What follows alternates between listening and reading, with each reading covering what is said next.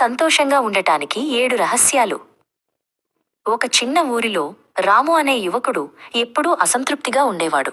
ఎంత డబ్బు సంపాదించినా, ఎంత వస్తువులు కొన్నా అతనికి సంతోషం రాలేదు. అతని ఇంట్లో అన్ని సౌకర్యాలు ఉన్నా అతని మనసులో మాత్రం ఏదో వెలితి. ఒకరోజు రాము తన అసంతృప్తికి కారణం తెలుసుకోవాలని నిశ్చయించుకున్నాడు. అతను ఆ ఊరి చివరన ఉన్న ఒక పవిత్రమైన ఆశ్రమంలో నివసించే వృద్ధ ముని సిద్ధా గురించి విన్నాడు. సంతోషానికి మార్గం తెలుసుకోవడానికి రాము సిద్ధా దగ్గరకు వెళ్ళాడు. ముని సిద్ధా ప్రశాంతంగా కూర్చుని ఉన్నాడు. రాము వినయంగా ఆయన పాదాలకు నమస్కరించి తన సమస్యను వివరించాడు. గురువుగారు, నాకు సంతోషం కావాలి. దానికి మార్గం చెప్పండి. నేను ఎంత ప్రయత్నించినా అది నాకు దొరకడం లేదు అని అడిగాడు. ముని సిద్ధా చిరునవ్వుతో ఇలా చెప్పాడు. నాయనా, సంతోషం బయట దొరికేది కాదు, అది నీలోనే ఉంది. దాని మొదటి రహస్యం ప్రదర్శన చేయకు. నిజమైన సంతోషం హృదయంలో ఉంటుంది, బయట చూపించడంలో కాదు.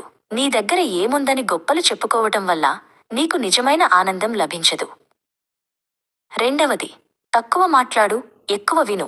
అప్పుడు జీవితంలో శాంతి దొరుకుతుంది.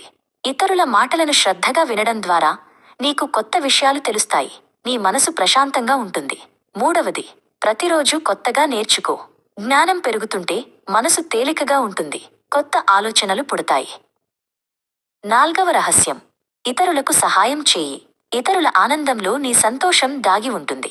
నిస్వార్థంగా ఇతరులకు సహాయం చేసినప్పుడు నీకు లభించే సంతృప్తి ఎంతో గొప్పది. అది ఏ డబ్బుతోనూ కొనలేనిది. ఐదవది, నవ్వు. నవ్వు అనేది హృదయానికి ఔషధం. ప్రతి చిన్న విషయానికి నవ్వడం నేర్చుకో. ఆరవది, నెగటివిటీని పట్టించుకోకు. చీకటిని గమనించకుండా వెలుగును చూసి నడవాలి. ప్రతికూల ఆలోచనలను దూరం పెట్టి సానుకూల దృక్పథంతో ఉండు. చివరిది, ఆరోగ్యంగా జీవించు. శరీరం ఆరోగ్యంగా ఉంటే మనసు సంతోషంగా ఉంటుంది. మంచి ఆహారం తీసుకో. క్రమం తప్పకుండా వ్యాయామం చెయ్యి. తగినంత విశ్రాంతి తీసుకో. ఇవన్నీ నీకు సంపూర్ణ ఆనందాన్ని ఇస్తాయి అని సిద్ధా బోధించాడు. రాము ముని సిద్ధా చెప్పిన ఈ 7 రహస్యాలను తన జీవితంలో అమలు చేశాడు. అతను తన సంపాదనను ఇతరులకు సహాయం చేయటానికి ఉపయోగించాడు. తక్కువ మాట్లాడి ఎక్కువ వినడం మొదలుపెట్టాడు. ప్రతిరోజూ కొత్త విషయాలు నేర్చుకున్నాడు. చిన్న చిన్న విషయాలకు నవ్వడం అలవాటు చేసుకున్నాడు. తరువాత రాము గ్రహించాడు, డబ్బు వల్ల కాదు, వస్తువుల వల్ల కాదు, నిజమైన సంతోషం తనలోనే ఉందని.